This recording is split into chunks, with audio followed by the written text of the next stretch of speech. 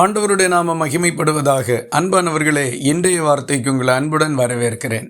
இன்றைய தியானத்துக்காக 62வது சங்கீதம் 11வது வசனத்தை வாசிக்க கேட்போம். தேவன் ஒரு தரம் விளம்பினார், 2 தரம் கேட்டிருக்கிறேன், வல்லமை தேவனுடையது என்பதே.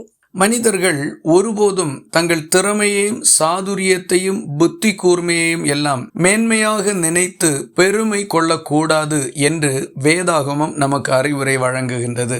நம்முடைய திறமைகளையும் சாதுரியங்களையும் எல்லாம் அதிகமாக பேச பேச நம்மையும் அறியாமல் பெருமை நம்மிடத்தில் உருவாகிவிடும். ஆனால் பரிசுத்த வேதாகமம் தேவனால் அன்றி நம்மால் எதையும் செய்ய முடியாது என்றும், ஏதாகிலும் நம்முடைய வாழ்க்கையில் நடந்திருக்குமானால் இவையெல்லாம் கர்த்தருடைய உதவியினால் தான் நடந்திருக்கிறது என்றும் மிக தெளிவாக குறிப்பிடுகின்றது.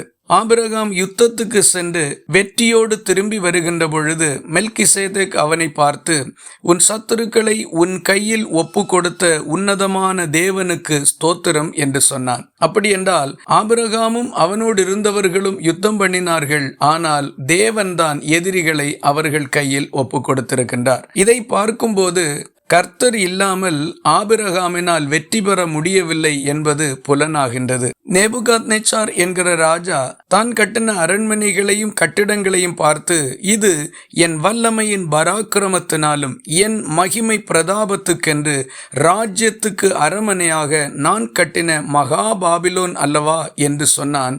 அவன் மனுஷரிடத்திலிருந்து தள்ளப்பட்டான் என்றும் வேதாகமம் குறிப்பிடுகின்றது. நேபுகாத்நேச்சார் கட்டினதல்ல, தேவன் அவனுக்கு கொடுத்தது என்பதுதான் அதன் பொருளாக இருக்கின்றது.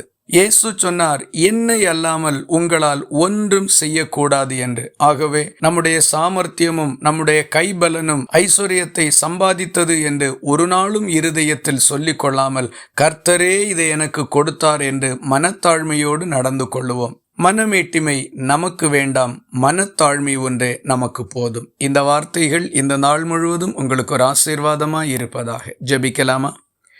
எங்களை நேசிக்கிற அன்பு நிறைந்த நல்ல ஆண்டவரே, நாங்கள் உம்மை நன்றியோடு துதிக்கிறோம். வல்லமை தேவனுடையது மட்டும்தான் என்று நாங்கள் எல்லா காரியத்திலும் சொல்லும்படிக்கு நீரே எங்கள் வாழ்க்கையில் எல்லா காரியங்களையும் செய்து கொண்டிருக்கிறீர். நாங்கள் செய்கின்ற காரியங்களிலும் பலனையும் ஞானத்தையும் அறிவையும் கொடுத்து துணையாக நின்று அனைத்தையும் நீரே நடப்பிக்கின்றீர். நாங்கள் ஒருபோதும் மேட்டிமை அடையாமல் மனத்தாழ்மையோடு நடந்து கொள்ள உதவி செய்தருளும். ஜெபத்தை கேட்டதற்காக ஸ்தோத்திரம்.